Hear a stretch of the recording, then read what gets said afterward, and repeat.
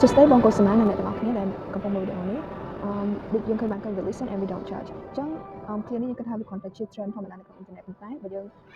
ផ្លេចមើលអ្នកដែលមាន mental issue យើងគិតថា clear នេះគឺសំខាន់មែនទែនចំពោះពួកគាត់គឺដូចនៅពេលដែលពួកគាត់ចង់ confess អារម្មណ៍របស់ពួកគាត់ស្រករបស់ពួកគាត់គឺមានអ្នកខ្លះនឹងទៅ judge របស់គំនិតរបស់គាត់អារម្មណ៍របស់គាត់អញ្ចឹងហើយជាហេតុផលដែលគាត់ត្រូវការមានអ្នកណាម្នាក់ដែល listen and we don't judge that's why we here we listen and we don't judge អញ្ចឹងនេះគឺជា problem ដែលយើងបាន analyze បានគឺមាន3ចំណុចធំៗនេះគឺទី1បញ្ហា mental health ហ្នឹងសប្តាហ៍គឺដោយសារតែមាន internalized stigma ពួកគាត់មានទឹកខ្មាស់អៀនគាត់អត់មាន share ស្រករបស់គាត់ទៅអ្នកដទៃចំណុចទី2គឺ accessibility to help គឺយើងឃើញបានរូបនេះចឹងរូបហ្នឹងប្រាប់ evidence ពីចំណុចហ្នឹងគឺដូចមានជាលបងមួយដែលខាងគាត់អត់ឲ្យ access ទៅ help បានដូចថាពេលខ្លះគាត់ចង់បាន professional help ប៉ុន្តែគាត់អត់មានលុយគ្រប់គ្រាន់សម្រាប់ pay ឬក៏គាត់ចង់ប្រាប់អ្នកណាម្នាក់ប៉ុន្តែគាត់មានទឹកខ្មាស់អៀនចឹងទៅចំណុចទី3គឺ fear of rejection គាត់ខ្លាចថាពេលគាត់ confess ស្រករបស់គាត់ហើយមនុស្សមួយក្រុមហ្នឹងអាច distance ពីគាត់ឬក៏អាចអត់ចង់ស្ដាប់នៅការ confess របស់គាត់ចឹងចំណុចនេះគឺជារូបភាពដែលយើងបានទៅសម្ភាសនៅសាលា OUPP ហើយនេះគឺជា data ដែលយើងទទួលបានពីការសម្ភាសនៅសាលាហ្នឹងដែរគឺទីមួយយើងឃើញថា mental health symptoms ដែលមានខ្ពស់ជាងគេគឺ mood swings ហើយចំណែកឯ current solution របស់គាត់គឺភាគរយច្រើនមែនទែនគឺគាត់ sleep មិនន័យថាគាត់ដោះស្រាយបញ្ហាគាត់គឺអត់ធ្វើអីទេគាត់ sleep ថានឹងអាចដោះស្រាយបញ្ហាគាត់បានប៉ុន្តែយើងគិតថានេះមិនមែនជា solution សម្រាប់ដោះស្រាយបញ្ហាមួយហើយនេះគឺជា data មួយទៀតដែលយើងស្រង់មកពី internet យើងឃើញថាឆ្នាំ2024មាន suicide case ចំនួន212នាក់ហើយក្នុងនោះដែរ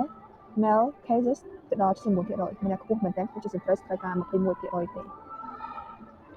ហើយជាហេតុហ្នឹងហើយទើបពួកយើងបានបង្កើត Silent Echo ឡើងគឺ Silent Echo នេះគឺជា platform មួយវាជា application ដែល provide safe and anonymous space សម្រាប់user អាច share ស្រករបស់គាត់បានហើយនឹងវាមានជាអាចសុំជានិយាយ talk ជាមួយនឹង professional therapist ពីស្រករបស់គាត់ហើយគាត់ក៏អាចទទួលបាននៅ supportive community មានថាគាត់អាច share តគាត់អាចទទួលបាននៅ comment ផ្សេងៗដែលគាត់អាចយកមកអនុវត្តដើម្បីមក improve នៅស្រករបស់គាត់បាន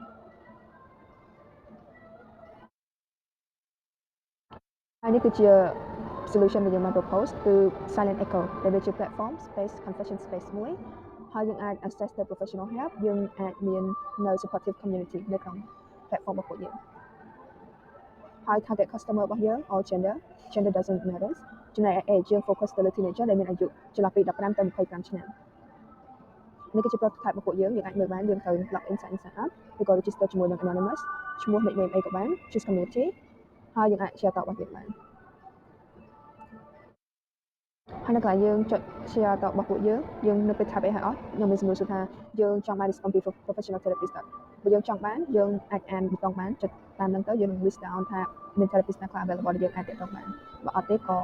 យើងអាច post confession យើងបានធម្មតាដែរហើយនេះគឺជា value proposition របស់ពួកយើងគឺយើងមាន3ចំណុចធំៗនេះដែលសំខាន់នៅក្នុងការដោះស្រាយបញ្ហានេះមែនទែនគឺទី1ពួកយើងបាន provide space anonymous confession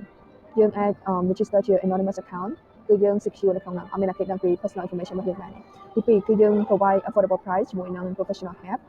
ទី3វាជា supportive community គឺវា secure វា judgment free space ពួកឯងនៅក្នុង platform របស់ពួកយើងអាចពួកយើងបានធ្វើមានការបិទនៅការ defensive word ជាដើមឬក៏ hate comments ហើយនេះគឺជា market validation ដែលយើងស្រង់មកពី UNICEF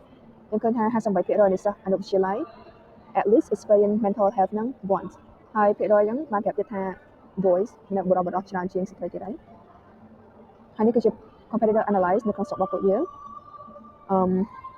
ទីមួយយើងមាន Mind Suite ដែលវាជា community sharing មួយជា online service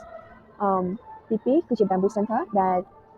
ជា online service ដែរមាន offer in person services ហើយជា professional therapy ក៏មានដែរហើយនេះគឺជា platform របស់ពួកយើង Silent Echo បានន័យថាពួកយើងមានគ្រប់យ៉ាងចូលរបស់ competitor របស់ពួកយើងមានទាំង community sharing មានទាំង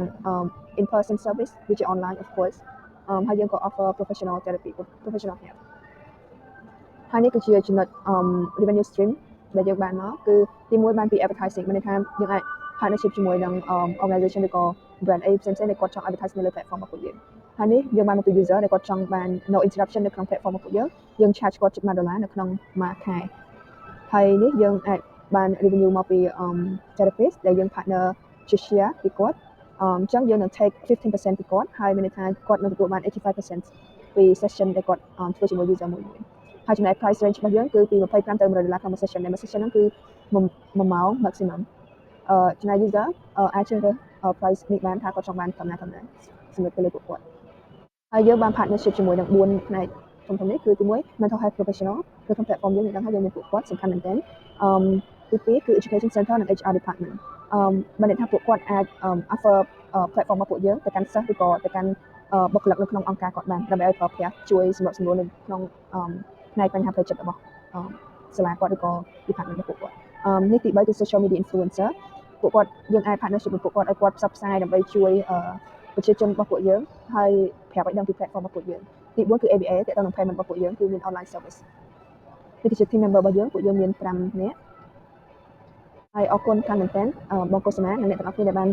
ស្ដាប់ពី business proposal របស់ពួកយើងអរគុណច្រើន